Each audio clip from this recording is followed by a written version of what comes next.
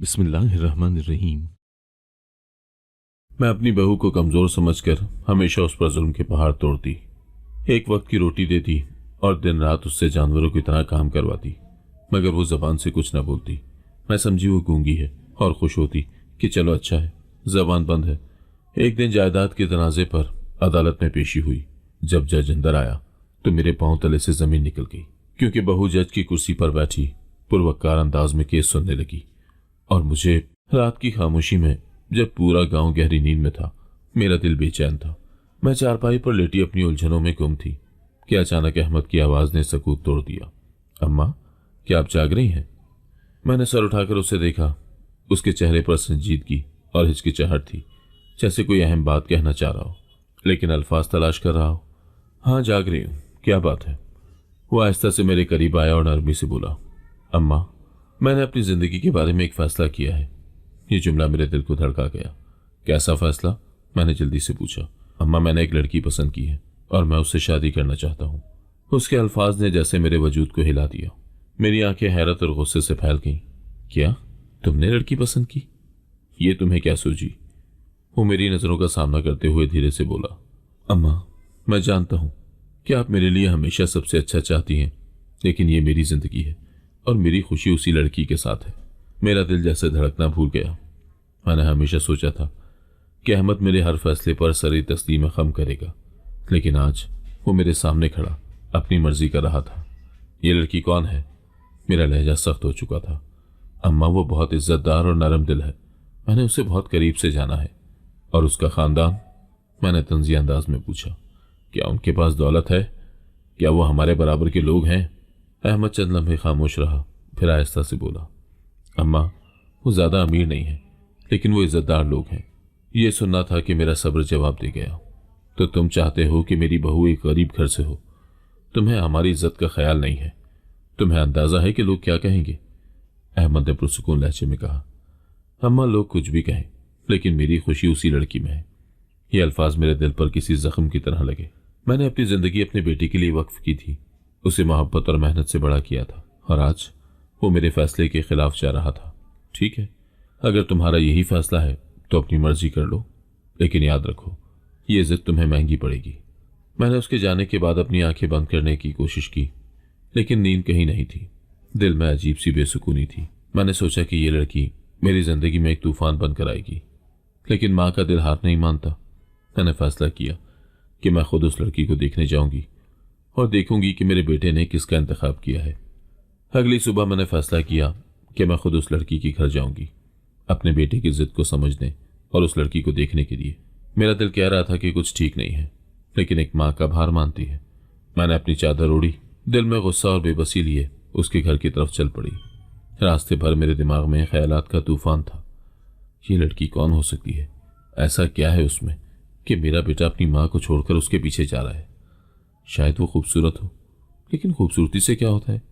ये लड़की मेरे बेटे की काबिल नहीं हो सकती। गांव की गलियां जैसे मेरे कदमों के साथ खामोश थी। दिल में एक अजीब बेचैनी थी। मैं बार बार खुद को समझाने की कोशिश कर रही थी कि ये सब सिर्फ वक्ती है, मेरा बेटा वापस मेरी बात मानेगा। मैंने जैसे ही चारपाई पर बैठकर इधर उधर देखा, मेरे दिल की बेचैनी मजीद बढ़ने लगी। सहन की दीवारों पर वक्त के जख्म आया थे। कहीं मिट्टी झड़ रही थी तो कहीं खस्ता दीवारों पर धूल का खिलाफ। एक कोने में पानी की मटकी रखी थी और उसके साथ एक टूटा हुआ लोटा। ये मंजर मेरे जहन में बार बार गूंज रहा था। यह है वो जगह जहां की लड़की मेरे बेटे की दुल्हन बनेगी। ये कैसे मुमकिन है? एक नाजुक सी लड़की धीरे धीरे कदम चलते हुए मेरे सामने आकर रुक गई। उसकी आंखों में सुकून तो था, लेकिन उस सुकून के पीछे एक अजीब सी चमक छुपी हुई थी। वो चेहरे से निहायत मासूम लग रही थी, लेकिन उसका खामोश खड़ा रहना मेरे गुस्से को मजीद बढ़ा रहा था। यही है वो लड़की, मैंने दिल ही दिल में सोचा और अपने आप को काबू में रखने की कोशिश की। उसकी माँ ने फख्र से कहा, यह मेरी बेटी नायाब है, बहुत नेक और साबिर लड़की है। अपने बाप की बहुत लाडली थी, लेकिन इसकी जिंदगी शुरू से ही मुश्किलात से भरी रही। मुझे उनकी कहानी में कोई दिलचस्पी नहीं थी। मैंने अपनी चादर दुरुस्त करते हुए नायाब की तरफ देखा और तल्ख लहजे में कहा, तो तुम ही हो वो लड़की जिसने मेरे बेटे को मुझसे दूर कर दिया? नायाब ने कोई जवाब न दिया, बल्कि अपनी आंखें झुका ली। उसकी ये खामोशी मेरे लिए नाकाबिले बर्दाश्त थी। बोलती क्यों नहीं हो? मैंने गुस्से से कहा। उसकी माँ जल्दी से बोली, बहन नायाब बोल नहीं सकती, वो बचपन से ही गूंगी है, लेकिन बहुत समझदार है। ये सुनकर मेरी बर्दाश्त खत्म हो गई। मैंने तंजिया लहजे में कहा, समझदार? एक गूंगी लड़की कितनी समझदार हो सकती है? और ये लड़की मेरे बेटे की दुल्हन कैसे बन सकती है? क्या तुम्हें लगता है कि ये मेरे खानदान की इज्जत संभाल सकेगी? नायाब की मां खामोश हो गई, लेकिन उसकी आंखों में नमी नजर आ रही थी। बहन, हम बहुत गरीब लोग हैं। हमें ये उम्मीद नहीं थी कि हमारी बेटी को इतना अच्छा नसीब मिलेगा, लेकिन मैं आपको यकीन दिलाती हूँ कि नायाब आपके घर की इज्जत बढ़ाएगी। मैंने दिले दिल में हंसते हुए सोचा, इज्जत बढ़ाएगी? एक गूंगी और गरीब लड़की हमारे घर की इज्जत बढ़ाएगी? उसी लम्हे नायाब की खामोश नजर मेरी तरफ उठी। उन आंखों में कोई एहतजाज नहीं था, बल्कि एक अजीब सा सुकून था। लेकिन उस सुकून के पीछे कुछ ऐसा था जो मुझे बेचैन कर रहा था, जैसे वो कुछ कहना चाह रही हो, लेकिन उसकी खामोशी एक राज छुपाए हुए हो। मैंने सख्त लहजे में कहा, तुमने मेरे बेटी को कैसे अपनी तरफ माइल किया? तुम जैसी लड़की को तो मेरे बेटे के करीब भी नहीं होना चाहिए था। नायाब की मां ने फौरन जवाब दिया, बहन, ये अल्लाह की मर्जी है, शायद ये रिश्ता आपके लिए एक रहमत हो। ये सुनकर मेरे दिल में आग लग गई। रहमत? ये रिश्ता मेरे लिए जिल्लत है। लोग क्या कहेंगे कि खदीजा बेगम ने अपने बेटे के लिए एक गूंगी और गरीब लड़की को चुना। ये रिश्ता मेरी बर्दाश्त से बाहर है। नायाब की आंखों से एक कतरा आंसू का नीचे गिरा, लेकिन वो फिर भी कुछ नहीं बोली। उसकी खामोशी मेरे गुस्से को और बढ़ा रही थी। मैंने मजीद कुछ कहे बगैर अपनी चादर उठाई और वहां से जाने के लिए उठ खड़ी हुई। जाते हुए मैंने कहा, याद रखना, यह रिश्ता मेरी मर्जी के खिलाफ हो रहा है, लेकिन मैं ये सब अपने बेटे की खुशी के लिए कर रही हूं। अगर ये लड़की मेरे घर की इज्जत पर जरा भी हर्फ लेकर आई तो मैं इसे कभी माफ नहीं करूंगी। नायाब की मां ने झुकी हुई नजरों के साथ कहा, बहन, आप फिक्र न करें, हमारी बेटी आपकी खिदमत करेगी और आपको कभी शिकायत का मौका नहीं देगी। लेकिन मेरा दिल उनकी बातों से मुतमईन नहीं था। मैंने अपने कदम भारी दिल के साथ वहां से निकाले, लेकिन दिल में ये ठान लिया कि चाहे कुछ भी हो, मैं उस लड़की को अपने घर में सुकून से नहीं रहने दूंगी। यह रिश्ता मेरे गुरूर को तोड़ रहा था और मैं कभी नहीं चाहती थी कि मेरे फैसले को कोई चैलेंज करे। नायाब की खामोशी, उसकी नजरें और उस घर की गुर्बत, सब कुछ मेरे दिल पर बोझ बन रहे थे। लेकिन मैं अपने बेटी की खुशी के लिए ये सब सहने पर मजबूर थी। मगर मैंने दिल में अहद किया था कि ये लड़की मेरी जिंदगी में कभी कबूल नहीं होगी। बूढ़ी औरत ने नरमी से कहा, गुर्बत से क्या होता है बहन, हमारे पास इज्जत है और हमारी बेटी नेक है। ये सुनकर मेरा दिल और भड़क गया। ऐसी हालत में इज्जत कहाँ होती है? मेरी बहू एक महल जैसी जगह से होनी चाहिए थी, और ये जगह, ये तो किसी झोंपड़ी से भी बदतर है। मेरे दिल में एक जंग चल रही थी। बेटी की खुशी और मेरी अना आमने सामने खड़ी थी। मैंने फैसला किया कि इस रिश्ते को रोकना होगा, लेकिन मैंने अपने जज्बात छुपाते हुए कहा, ठीक है, मैं वापस जाकर इस बारे में सोचूंगी। नायाब की आंखों में कुछ ऐसा था जो मुझे बेचैन कर रहा था। वो चुप थी, लेकिन उसकी खामोशी बहुत कुछ कह रही थी। घर वापस आते हुए मेरे कदम भारी हो गए। मैं दिल दिल में खुद से कह रही थी कि यह रिश्ता कभी नहीं हो सकता। मेरा बेटा उस गरीब लड़की के साथ खुश रह ही नहीं सकता। नायाब के घर से वापस आकर मैंने खुद को कमरे में बंद कर लिया। मेरे दिल में गुस्सा था। मैंने हमेशा अपनी मर्जी की हाकिमियत चलाई थी। मेरे उसूलों के खिलाफ दीवार बनकर खड़ी हो गई थी। मैंने कई रातें जागकर गुजारी। मैंने अहमद को समझाने की बेशुमार कोशिशें की, बेटा, यह रिश्ता हमारी इज्जत के लायक नहीं है। वो गरीब है, उनके पास ना दौलत है ना हैसियत। तुम्हारी जिंदगी बर्बाद हो जाएगी। लेकिन अहमद हर बार एक ही जवाब देता, अम्मा, मैंने उसे दिल से चुना है, मेरी खुशी उसी में है, आप मुझसे मेरी खुशी मत छीने। मेरी हर दलील, हर धमकी, हर इल्तिजा नाकाम हो गई। अहमद ने खाना पीना छोड़ दिया था। उसकी आंखों में दर्द और चेहरे पर जिद साफ नजर आ रही थी। मैंने कई दिनों तक सोचा कि शायद वक्त के साथ उसकी जिद खत्म हो जाएगी, लेकिन मामला उलट होता जा रहा था। गांव के लोग बातें करने लगे थे, खदीजा के बेटे ने तो अपनी मां के खिलाफ जाकर एक गरीब लड़की से शादी की जिद लगा ली है। ऐसी तरबियत की थी खदीजा ने अपने बेटे की, अब देखो कैसे सर झुकाए बैठी है। ये बातें मेरे दिल को छलनी कर रही थी। मैंने हमेशा अपनी इज्जत को सबसे ऊपर रखा था और आज लोग मुझ पर उंगलियां उठा रहे थे। एक दिन अहमद मेरे कमरे में आया। उसके हाथ में एक छोटा सा बैग था। अम्मा, अगर आप मेरी खुशी नहीं मानेंगी तो मैं इस घर को छोड़कर चला जाऊंगा। ये जुमला सुनते ही मेरा दिल जैसे टूट गया। अहमद, ये तुम क्या कह रहे हो? तुम अपनी माँ को छोड़ने की बात कर रहे हो? उसने नजरें नीचे कर ली, लेकिन उसकी आवाज मजबूत थी। अम्मा, मैं आपके बगैर नहीं रह सकता, लेकिन अगर आप मेरी खुशी के रास्ते में आएंगी तो मुझे जाना पड़ेगा। मेरे हाथ कांपने लगे। एक माँ के लिए इससे बड़ा सदमा क्या हो सकता था कि उसका बेटा उसे छोड़ने की बात करे। उसी दिन मैंने फैसला कर लिया ठीक है अहमद, अगर तुम्हारे लिए ये इतना ज़रूरी है तो मैं बारात लेकर जाऊंगी, लेकिन याद रखो ये मेरी ज़िंदगी का सबसे मुश्किल फैसला होगा। उस दिन जब मैंने नायाब के घर बारात ले जाने का फैसला किया तो दिल जैसे पत्थर का हो गया था। मेरे चेहरे पर मुस्कुराहट का कोई निशान न था। मैं अपनी खुददारी और इज्जत को दफन करके वहां जा रही थी, सिर्फ अपने बेटे के लिए। बारात के दिन गांव के लोग हैरत से देख रहे थे। खदीजा जैसी औरत जिसने हमेशा अपनी मर्जी चलाई, आज एक गरीब लड़की के घर बारात लेकर जा रही है। ये बातें मेरे दिल पर जहर की तरह लग रही थी, लेकिन मैंने खुद को संभाला। नायाब के घर पहुंचकर उसकी मां ने आजिजी से मेरा इस्तकबाल किया। आपका शुक्रिया खदीजा बेगम कि आपने हमारे गरीब खाने को इज्जत दी। मैंने कुछ नहीं कहा, लेकिन दिल ही दिल में सोच रही थी ये इज्जत नहीं बल्कि मेरी मजबूरी है। मैं यहाँ सिर्फ अपने बेटे की जिद के सामने हार मान कर आई हूँ। बारात लेकर मैं नायाब को घर ले आई, लेकिन दिल में उसके लिए एक लम्हे की भी कबूलियत न थी। शादी के बाद गांव के लोगों ने हमारा घर घेर लिया। हर कोई नायाब को देखना चाहता था, लेकिन उनके चेहरों पर सवालिया निशान थे। यह है खदीजा की बहू। खदीजा ने अपने बेटे के लिए एक गरीब लड़की चुन ली। ये तो खानदान की रिवायत के खिलाफ है। ये बातें सुनकर मेरा खून खौलने लगा। मैंने फैसला कर लिया था कि चाहे कुछ भी हो, मैं नायाब को अपनी जिंदगी में कभी कबूल नहीं करूंगी। मेरी नजर में वो लड़की हमेशा मेरे बेटे को मुझसे दूर करने वाली थी और मुझे उसका हिसाब बराबर करना था। हर तरफ खूब चर्चे होने लगे। हमारे घर पर लोगों का तांता बन गया। शादी में हमने सबको बुलाया था और हर किसी ने उस लड़की को देखा भी था, लेकिन अब जब वो दुल्हन बनकर हमारे घर आई थी तो लोग बातों का मौका कहाँ छोड़ते हैं। शादी में हर कोई मुझे मुबारकबाद देने के साथ साथ सवालात भी करता रहा। खदीजा बहन, दुल्हन कैसा जहेज लाई है? ये रिश्ता तुम्हारे बेटे को कैसे मिला? लड़की के घर वाले तो ज्यादा हैसियत वाले नहीं लगते। उस वक्त मैंने इन सवालात को नजरअंदाज कर दिया था, लेकिन अब जब शादी की गहमा गहमी खत्म हो चुकी थी तो दिल में इन बातों का बोझ बढ़ता जा रहा था। एक दिन मेरे तमाम करीबी रिश्तेदार बहू को देखने के लिए हमारे घर आए। मेरी नंद, देवरानी और चंद दूसरे दूर के रिश्तेदार एक साथ आए। उनके चेहरों पर मुस्कुराहट तो थी, लेकिन सवालात उनके जहनों में साफ नजर आ रहे थे। मेरी नंद, जो हमेशा बात को बढ़ा चढ़ाकर बयान करती थी, दरवाजे से अंदर आते ही बोली, अरे खदीजा बहन, बहुत मुबारक हो। आखिर तुम भी बहू घर ले ही आई। कहाँ है वो दुल्हन? मैंने जबरदस्ती मुस्कुराते हुए कहा, बस अभी बुलाती हूँ, आप लोग बैठे। रिश्तेदार बैठ चुके थे, चाय बन रही थी और जैसे ही बातचीत शुरू हुई नंद ने फौरन जहेज का जिक्र छेड़ दिया। तो खदीजा, बहू के जहेज में क्या क्या आया है? शादी में तो कुछ खास नजर नहीं आया। ये सुनते ही मेरे चेहरे का रंग बदल गया। मैंने मुस्कुराहट छुपाने की कोशिश करते हुए कहा, अरे जहेज कोई मायने नहीं रखता, असल चीज मोहब्बत और इज्जत है। मेरी देवरानी फौरन बोली, ये तो ठीक है, लेकिन फिर भी कुछ ना कुछ तो लाई होगी।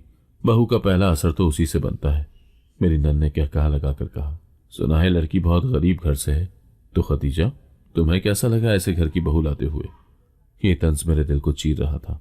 मैं जानती थी कि ये सवालात सिर्फ मजाक के लिए नहीं थे, बल्कि मेरा मजाक उड़ाने के लिए थे। मैंने अंदर जाकर नायाब को बुलाया। नाजो, बाहर आओ, सब तुम्हें देखने आए हैं। नायाब, जो किचन में चुपचाप चाय बना रही थी, धीरे धीरे बाहर आई। वो दुल्हन के लिबास में नहीं थी। एक सादा सी शलवार कमीज पहने, चादर ओढ़े, सर झुकाए। जैसे ही वो कमरे में दाखिल हुई, सबकी नजरें उस पर जम गई। मेरी नंद ने उसे सर से पांव तक देखा और तंजिया हंसी के साथ बोली, तो यही है तुम्हारी बहू? खदीजा, तुम्हारे बेटे के लिए यही लड़की मिली? मेरी देवरानी ने भी तंज का मौका नहीं छोड़ा। अरे ये तो बिल्कुल सीधी सादी लग रही है, शादी में भी ऐसे ही थी। लगता है ज्यादा बातचीत नहीं करती। नायाब ने सर झुकाए सब कुछ सुना, लेकिन कुछ नहीं कहा। वो खामोशी से खड़ी रही, जैसे इन बातों की आदी हो। लेकिन मेरी शर्मिंदगी बढ़ती जा रही थी। मुझे लगा जैसे सब मेरी नाकामी का मजाक उड़ा रहे हों। खदीजा, तुम्हारी बहू तो बहुत चुपचाप है, नन ने कहा। क्या ये कुछ बोलती भी है या गूंगी है? मेरी देवरानी ने क्या कहा लगाया। अरे ऐसा लगता है जैसे घर के काम में तो ये बहुत माहिर होगी। खदीजा, कम से कम काम करवाने का तो तुम्हें सुकून मिलेगा। यह सुनकर मेरा गुस्सा और शर्मिंदगी मजीद बढ़ गई। मैंने जबरदस्ती मुस्कुराते हुए कहा, हाँ हाँ, ये बहुत साबिर है। ऐसी बहू तो नसीबों से मिलती है। ये तंजिया बातें सुनकर नायाब की आंखों में आंसू आ गए, लेकिन उसने सर झुकाए रखा, जैसे उसे अपनी बेबसी का सामना था। मेरे बेटे अहमद ने यह सब देखा तो फौरन आगे आया। उसने नायाब का हाथ थामा और नरमी से कहा, चलो अंदर चलते हैं। नायाब ने सर उठाया, आंखों में आंसू लिए और अहमद के साथ अंदर चली गई। अहमद ने उसे दिलासा दिया, फिक्र न करो, ये सब बातें बस वक्ती हैं, मैं तुम्हारे साथ हूं। जब नायाब कमरे में चली गई तो मैं दिल में जल रही थी। मैंने अपने आप से कहा कि यही वो लड़की है जिसके लिए मेरा बेटा दुनिया से लड़ गया। ये गरीबी और शर्मिंदगी मेरे नसीब में लिखती गई। शादी को भी चंद ही दिन गुजरे थे, लेकिन मेरा दिल बहू को देखते ही कुड़ने लगता था। बाहर सबके सामने मैंने उसे कबूल कर लिया था, लेकिन अंदर ही अंदर मैंने फैसला कर लिया था कि उसे जिंदगी का मजा चखाऊंगी। उसका आना मेरे गुरूर के लिए चोट था और मैं उसे कभी माफ नहीं कर सकती थी। सुबह का वक्त था। नायाब जल्दी उठकर किचन में काम कर रही थी। उसके हाथ चूल्हे पर थे और पसीने की बूंदें उसके माथे से बह रही थी। मैंने किचन में कदम रखा और देखते ही चिल्ला उठी, ये क्या बना रही हो?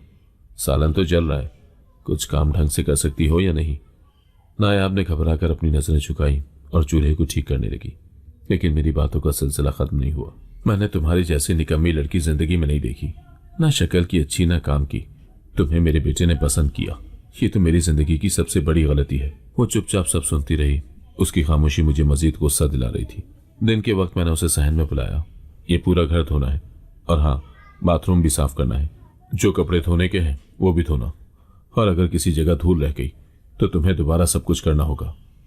नायाब ने खामोशी से सर हिलाया और झाड़ू उठाकर काम शुरू कर दिया। मैं उसे मुसलसल तंग करने के लिए कभी किचन में आवाज देती, कभी बाहर, ताकि वो एक लम्हे के लिए भी सुकून न ले सके। अरे नायाब, ये बर्तन क्यों नहीं धुले? नायाब, तुम्हें ये भी नहीं आता कि कपड़े कैसे धोते हैं? ये झाड़ू देने का अंदाज है, कुछ सलीका तो सीख लो। शाम को अहमद घर आया तो मैंने फौरन अपना लहजा बदल दिया। जैसे ही उसने नायाब को किचन में देखा, मैं मुस्कुराकर बोली, नाजो बेटा, तुम तो काम में इतनी लगी हुई हो, जरा आराम कर लो। अहमद ने मेरी बात सुनकर हैरत से कहा, अम्मा आप इतनी मोहब्बत से बात कर रही हैं। मुझे खुशी हो रही है कि आप नायाब को अपना रही हैं। मैं दिल ही दिल में हंस दी थी। ये तो गूंगी है, इसे क्या मालूम कि मैं पीठ पीछे क्या कहती हूँ। इसे तो अपनी शिकायत भी करना नहीं आती। अहमद के जाने के बाद मैंने दोबारा अपनी असल शक्ल दिखाई। ये मत समझना कि मेरे सामने खामोश रहने से सब ठीक हो जाएगा। तुम इस घर की बहू हो, लेकिन मेरी मर्जी के बगैर तुम यहाँ कुछ नहीं कर सकती। नायाब की आंखों में आंसू थे, लेकिन उसने कुछ नहीं कहा। वो चुपचाप अपने काम में लगी रही, जैसे वो अपने जज्बात को अंदर ही अंदर दफन कर रही हो।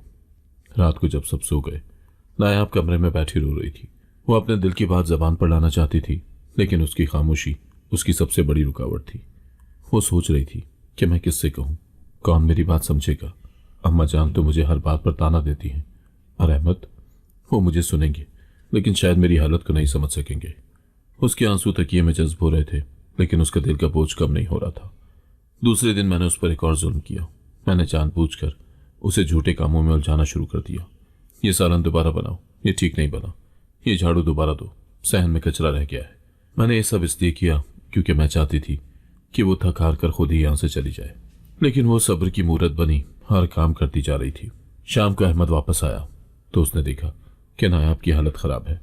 उसके हाथ थकन से कांप रहे थे और उसकी आंखें सुर्ख थीं। नायाब, क्या हुआ है? अहमद ने फिक्रमंदी से पूछा। नायाब ने सर झुकाया और कुछ नहीं कहा। वो अपनी तकलीफ जबान पर नहीं ला सकती थी। अहमद ने उसके करीब बैठकर कहा, मैं जानता हूं ये घर तुम्हारे लिए नया है, लेकिन मुझे यकीन है कि तुम सब ठीक कर लोगी। ये सुनकर नायाब की आंखों में आंसू आ गए। अहमद ने उसे दिलासा देते हुए कहा, परेशान मत हो, मैं तुम्हारे साथ हूं। मैंने ये सब दूर से देखा और दिल ही दिल में सोचा कि ये गूंगी लड़की मेरे बेटे के दिल में अपनी जगह बना रही है, लेकिन इसे ये नहीं मालूम कि मेरी मर्जी के बगैर वो यहां कुछ नहीं कर सकती। नायाब की खामोशी मेरी जीत थी। मुझे यकीन था कि वो अपनी बेबसी को कभी जाहिर नहीं कर सकती। ये गूंगी है, इसकी आवाज कोई नहीं सुनेगा, और मैं इस घर की मलिका हमेशा अपनी मर्जी चलाऊंगी। लेकिन मुझे नहीं मालूम था कि उसकी खामोशी में एक राज छुपा था जो मेरी जिंदगी को बदल कर रख देगा। नायाब की तबीयत दिन ब दिन खराब हो रही थी। वो काम करते हुए लड़खड़ा जाती, लेकिन फिर भी अपनी खामोशी के हिसार में बंधी रहती। उसकी जर्द सूरत और कमजोर जिस्म देखकर मुझे कोई रहम नहीं आता था, बल्कि मैं उसकी हालत को अपने हक में इस्तेमाल करने के बहाने ढूंढ रही थी। एक दिन मैंने अहमद से कहा, बेटा, तुमने मुझे समझाया था कि नायाब तुम्हारे लिए खुशियों का बाइस बनेगी, लेकिन ये तो बीमार होकर घर का बोझ बन गई है। अहमद ने नरमी से जवाब दिया, अम्मा, नायाब बीमार है, उसे आराम की जरूरत है, मैं उसे डॉक्टर के पास लेकर जाऊंगा। ये सुनकर मेरे दिल को आग लग गई। डॉक्टर के पास ले जाऊं? क्या यह तुम्हारी जिम्मेदारी है? मेरी सारी जिंदगी बीमारियों से लड़ते गुजरी है, लेकिन मैंने कभी किसी के आगे हाथ नहीं फैलाए। उसी शाम सबा हमारे घर आई। वो हमेशा की तरह खूबसूरती से तैयार थी और उसकी मुस्कुराहट में वही पुरानी चालाकी छुपी हुई थी। खाला, आप ठीक कहती हैं, अहमद भाई के लिए ऐसी बीमार और गूंगी लड़की मुनासिब नहीं है। वो तो किसी बेहतर के हकदार है जो आपके घर को संभाल सके। मैंने सबा की बात पर मुस्कुराते हुए कहा, सबा, तुम्हारे जैसी लड़की मेरे घर की बहू बन सकती थी, लेकिन मेरे बेटे ने अपनी अकल कहीं गिरवी रख दी। सबा ने धीरे से कहा, खाला, अभी भी वक्त है। आप अहमद भाई को नायाब की असल हकीकत दिखाएं। ये बीमारियां महज बहाना है, उसकी हकीकत कुछ और है। अगले दिन मैंने नायाब को किचन में काम करते देखा। वो एक हाथ से दीवार का सहारा ले रही थी और दूसरे हाथ से रोटी बना रही थी। मैंने गुस्से से कहा, अरे ये ड्रामे बंद करो। अगर बीमार हो तो घर में क्यों बैठी हो? चली जाओ अपने घर वापस। नायाब ने मेरी बात का जवाब नहीं दिया, लेकिन उसकी आंखों में आंसू साफ नजर आ रहे थे। मैंने मौके को मजीद खराब करने के लिए सबा को बुलाया और नायाब के सामने कहा, देखो सबा, मेरे बेटे की किस्मत है ऐसी बीमार और गूंगी बीवी मिली उसे। अगर तुम मेरी बहू होती तो मेरे घर को सोने का महल बना देती। रात को अहमद ने नायाब की आंखों में आंसू देखे तो पूछा, क्या हुआ है? अम्मा ने कुछ कहा? नायाब ने सर झुकाया और कुछ नहीं कहा। अहमद ने उसके करीब आकर कहा, मुझे बताओ, अगर कुछ हुआ है तो। मैं दरवाजे के पीछे खड़ी सब सुन रही थी। दिल दिल में सोचा कि ये गूंगी है, कुछ नहीं बोलेगी। अहमद जितना मर्जी पूछ ले, ये जबान खोलने वाली नहीं। अगले दिन सबा ने मुझे एक नया मशवरा दिया, खाला, आप नायाब की बीमारी को बहाना बनाकर अहमद भाई को कायल करें कि ये लड़की उनके लिए मुनासिब नहीं है। आप कहें कि ये लड़की ना बोल सकती है, ना सेहतमंद है और ना आपके घर के मयार पर पूरा उतरती है। मैंने सबा की बात मानने का फैसला कर लिया। मैंने अहमद से कहा, बेटा, तुम्हें यह समझना होगा कि नायाब तुम्हारे साथ जिंदगी गुजारने के काबिल नहीं है। वो बीमार है और उसकी हालत दिन ब दिन बिगड़ रही है। मुझे लगता है कि ये तुम्हारे नसीब पर बोझ है। अहमद ने मेरी बात को नजरअंदाज करते हुए कहा, अम्मा, नायाब मेरी जिम्मेदारी है। आप जो चाहें कहें, मैं उसे नहीं छोड़ूंगा। यह सुनकर मेरा दिल जलकर रह गया।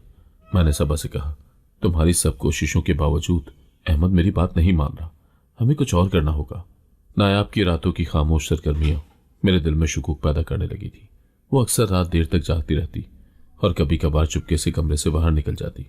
उसके कदमों की आहट सहन में सुनाई देती, लेकिन जब मैं देखने जाती तो या तो वो कमरे में वापस आ चुकी होती या किसी कोने में गायब हो जाती। ये बातें मेरे दिल में अजीब से वसवसे पैदा कर रही थी, लेकिन मैं कुछ भी साबित नहीं कर सकती थी। एक रात में गहरी नींद में थी, लेकिन अचानक मुझे ऐसा लगा जैसे कोई चल रहा हो। एक अजीब सी आहट ने मुझे जगा दिया। पहले तो सोचा कि शायद मेरा वहम हो, लेकिन जब दोबारा कान लगाकर सुना तो महसूस हुआ कि सहन में वाकई कोई मौजूद है। दिल में बेचैनी होने लगी। मैंने चादर उठाई और आहिस्तगी से चारपाई से उतरते हुए खुद से कहा, ये इस वक्त कौन हो सकता है? सहन की तरफ झांक कर देखा तो नायाब की धुंधली सी परछाई नजर आई। वो दबे कदमों सहन के एक कोने की तरफ जा रही थी। ये इस वक्त क्या कर रही है? रात के इस पहर सहन में क्यों जा रही है? मैंने दिल में कहा और पर्दे के पीछे से देखने लगी। नायाब के हाथ में एक कागज था और वो उसे गौर से देख रही थी। उसके चेहरे पर अजीब सा सुकून था, लेकिन ये सुकून मेरे लिए बेचैनी का बायस बन रहा था। अचानक गेट पर हल्की सी आवाज आई, जैसे किसी ने दरवाजा खोला हो। मेरी सांस थम गई। मैंने पर्दे के पीछे से झांक कर देखा तो एक बड़ी सियाह गाड़ी हवेली के अंदर दाखिल हो रही थी। दिल की धड़कन तेज हो गई। ये वक्त और ये हालात, कोई गाड़ी क्यों आई है? मैंने खुद से कहा और मजीद करीब होकर देखने लगी। गाड़ी से एक औरत उतरी जिसकी शख्सियत में रोब और दबदबा था। वो नायाब की तरफ बढ़ी और कहा, मैडम, सब तैयार है। ये सुनकर मेरे कदम जम से गए। मैडम? ये नायाब को मैडम क्यों कह रही है? ये सब क्या हो रहा है? मेरे दिल में सवालात का तूफान उठ खड़ा हुआ। ये मंजर मेरे लिए नाकाबिले यकीन था। मेरे जहन में सवालात उठने लगे। ये औरत कौन है? नायाब को मैडम क्यों कह रही है? और ये बड़ी गाड़ी किसकी है? जब मैंने नायाब से इस बारे में पूछा तो उसने हमेशा की तरह खामोशी इख्तियार की, लेकिन उसकी ये चुप मेरी बेचैनी को और बढ़ा रही थी। मेरे दिल में अब ये यकीन बैठ चुका था कि नायाब कुछ न कुछ तो छुपा रही है और मैं उसके राज को जरूर जानकर रहूंगी। मगर जेठ के झगड़ों ने मुझे नायाब की उन सरगर्मियों का पीछा करने ही ना दिया। वो मेरे सहन में आए दिन झगड़ा करने पहुंच जाता। घर के सहन में आज भी माहौल गैर मामूली तौर पर गर्म था। जेठ की आवाज गूंज रही थी और मेरी बर्दाश्त का पैमाना लबरेज हो रहा था। खदीजा, ये जमीन तुम्हारी नहीं है। तुम्हें अपने शौहर के बाद कुछ नहीं मिला। जेठ ने अपनी मुट्ठी मेज पर मारते हुए कहा। मेरा खून खौल रहा था। ये जमीन मेरे शौहर की मेहनत से बनी है, इस पर तुम्हारा कोई हक नहीं है। मैंने तलखी से जवाब दिया। जेठ की आंखों में नफरत थी। तुम औरत हो, अपनी हैसियत में रहो। जमीन के फैसले मर्द करते हैं। उसके जुमले ने मुझे झंझोड़ कर रख दिया। मेरी आंखों में आंसू आ गए, लेकिन मैंने खुद को संभाला। औरत हूं तो क्या हुआ, हक लेना जानती हूं। ये जमीन मेरी है और यही सच है। बहस तेज होती जा रही थी। मेरे जेठ ने हाथ उठाकर कहा, अगर तुम्हें इतना शौक है तो अदालत चली जाओ। तुम्हारे पास कुछ साबित करने को नहीं है, ठीक है, अदालत ही जाएंगे। वहां फैसला होगा कि ये जमीन किसकी है। घर के दूसरे अफराद हमारी बहस सुन रहे थे। नायाब जो किचन में चुपचाप खड़ी थी, सर झुकाए हमारी बातें सुन रही थी। उसका चेहरा हमेशा की तरह खामोश था, लेकिन उसकी आंखों में कुछ ऐसा था जो मैं समझ नहीं पाई। अगले दिन मैंने कागजात जमा किए और अदालत का रुख किया। मेरे दिल में गुरूर था, मैं ये केस जीत जाऊंगी। मेरे जेठ को पता चल जाएगा कि खदीजा अपनी बात से कभी पीछे नहीं हटती। अदालत के बाहर मेरे जेठ खड़े थे। वो तंजिया मुस्कुराहट के साथ बोले, तुमने आकर तो हमारी इज्जत का तमाशा बना दिया। देखते हैं क्या तुम यहां से कुछ हासिल कर पाती हो। मैंने सख्त लहजे में जवाब दिया, यही देखने आए हैं कि कौन जीतेगा। अदालत के अंदर कदम रखते ही मेरा एतमाद और मजबूत हो गया। मैंने सोचा कि यहां इंसाफ होगा, हक मेरा है और कोई इसे मुझसे छीन नहीं सकता। कमरे में लोग मौजूद थे। जज की आमद का ऐलान हुआ। जज साहब आ रहे हैं। मैंने बेचैनी से दरवाजे की तरफ देखा। दिल में दुआएं कर रही थी कि फैसला मेरे हक में हो। दरवाजा खुला और जज कुर्सी पर आकर बैठा। मैंने नजरें उठाकर देखा और मेरे दिल की धड़कन रुक गई। ये नायाब, वही नायाब जिसे मैंने गूंगी समझकर हर जुल्म सहने पर मजबूर किया, आज वो जज की कुर्सी पर बैठी थी, मेरे सामने, इंसाफ की कुर्सी पर। मेरे कदम लड़खड़ा गए, जबान बंद हो गई। दिल में सवालात का तूफान था। ये कैसे मुमकिन है? ये जज कैसे बन गई? ये तो कुछ बोल भी नहीं सकती थी। नायाब ने नजरें उठाकर मेरी तरफ देखा। उसकी आंखों में सुकून था, लेकिन वो सुकून मेरे लिए एक चीख जैसा था। मेरे जहन में उसके साथ किए गए जुल्म की यादें तेजी से आने लगी। ये काम सही से करो, निकम्मी औरत, गूंगी हो, जबान नहीं चल सकती। मेरे बेटे के नसीब पर धब्बा हो तुम। लेकिन आज वही गूंगी औरत मेरे हक में या मेरे खिलाफ फैसला देने वाली थी। अदालत में मौजूद हर शख्स मेरी तरफ देख रहा था। मुझे यूं लग रहा था जैसे जमीन मेरे नीचे से सरक रही हो। मेरी आंखों में शर्मिंदगी के आंसू थे, लेकिन जबान बंद। नायाब ने अपनी कुर्सी पर बैठकर कागजात की तरफ देखा और कहा, आगाज करें। उसकी मजबूत आवाज ने मुझे झंझोड़ दिया। ये बोल सकती है? ये जज कैसे बनी? मेरे सामने खामोश क्यों रही? ये सवालात मेरे दिल में हथौड़ी की तरह बज रहे थे। मैं जानती थी मेरा सामना अब सिर्फ जायदाद के केस से नहीं, बल्कि अपने किए गए जुल्म के हिसाब से भी होने वाला था। मेरी आंखें पथरा गई थी, कदम लड़खड़ाने लगे। नायाब ने अपनी नजरें झुकाकर कागजात पर नजर डाली, लेकिन वो जानती थी कि मैं यहां हूं। उसने कोई जज्बात जाहिर नहीं किए, मगर उसका सुकून मेरे दिल पर हथौड़े की तरह लग रहा था। कमरा अदालत में खामोशी छा गई। मेरे जेठ के चेहरे पर एक शैतानी मुस्कुराहट थी। खदीजा, अब देखते हैं तुम्हारे केस का क्या बनता है। उसकी आवाज मेरे कानों में गूंजी, लेकिन मैं जवाब देने के काबिल नहीं थी। उस लम्हे मेरा जहन माजी के जुल्मों सितम की यादों में डूब गया। वो लम्हे जब मैंने नायाब पर चीखते हुए कहा था कि तुम निकम्मी हो, तुम्हारी जगह इस घर में नहीं, मेरे बेटे के नसीब पर बदकिस्मती बनकर आई हो। मुझे वो दिन भी याद आया जब नायाब बीमार थी और मैंने उसे किचन में काम करने पर मजबूर किया था।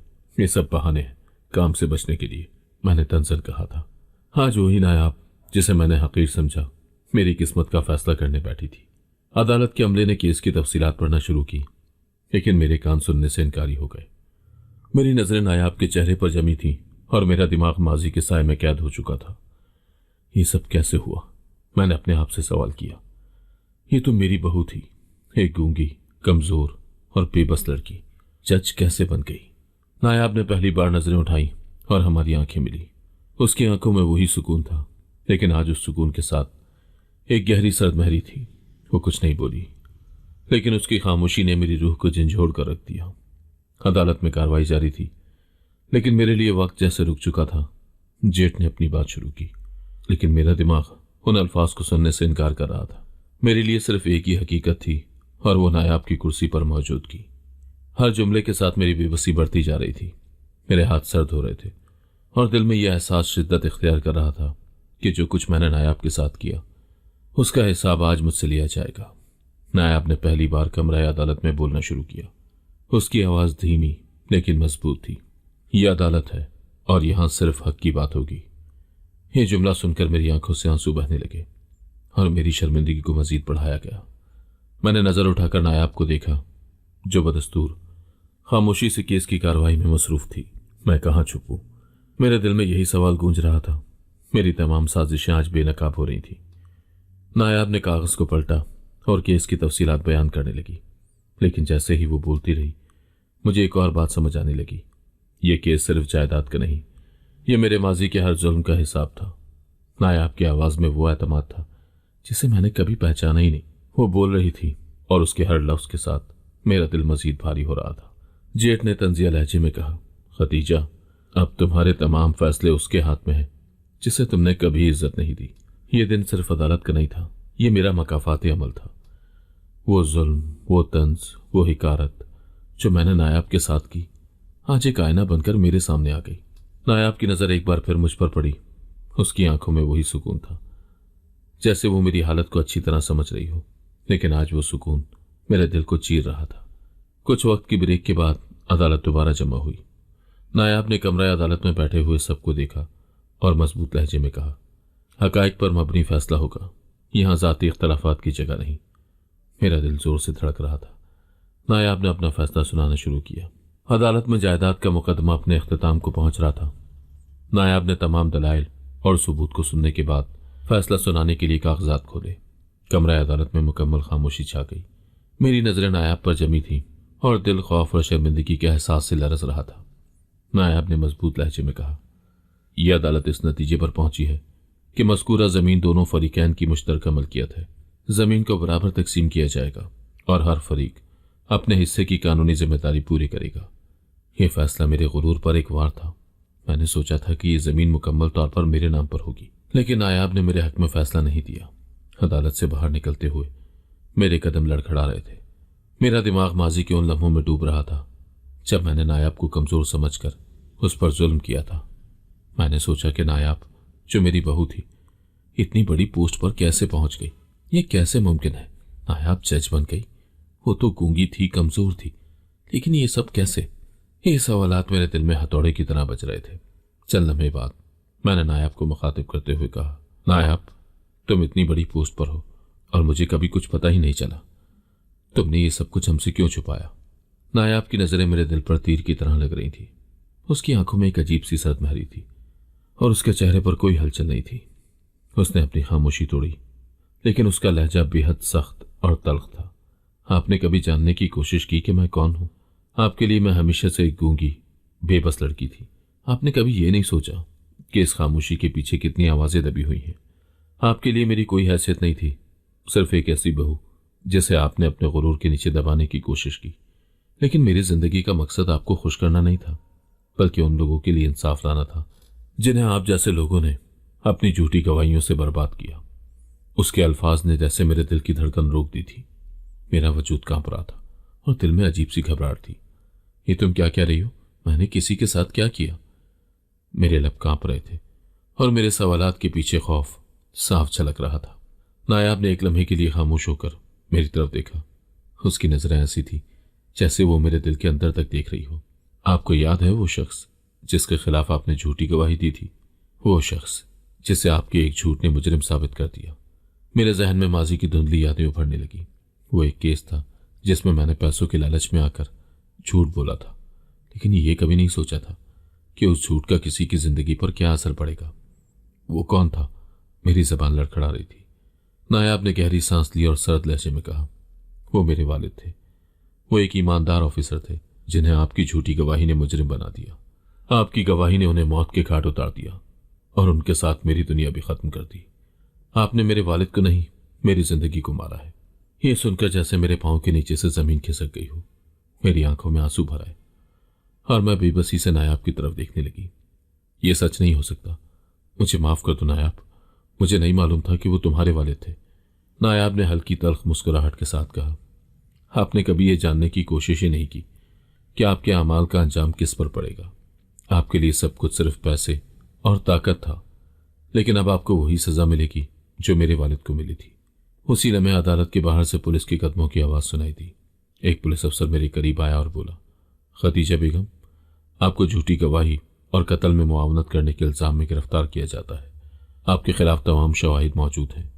ये झूठ है, ये इल्जाम गलत है, मैंने कुछ नहीं किया।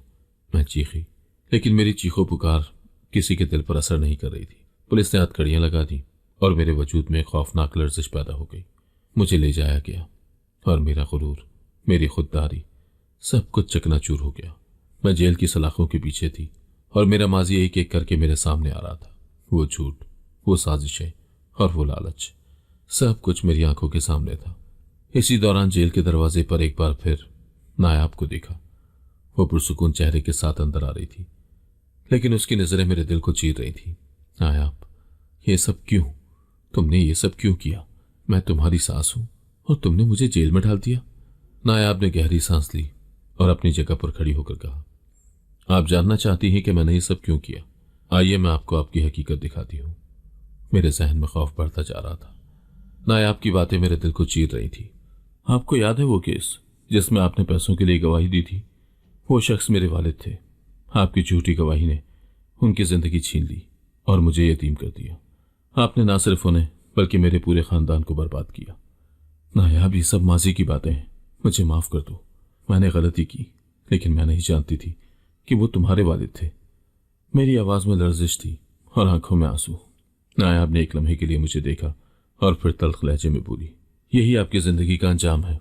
आपने अपनी झूठी गवाही से न जाने कितने घरों को उजाड़ा और आज आप खुद इस अंजाम को पहुंची।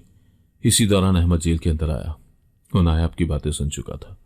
उसकी आंखों में आंसू थे, लेकिन चेहरे पर गुस्सा साफ नजर आ रहा था। अम्मा, ये सब सच है? आपने झूठी गवाही देकर नायाब के वालिद को मार दिया? अहमद की आवाज कांप रही थी। मैंने सर झुका लिया। बेटा, मैंने गलती की।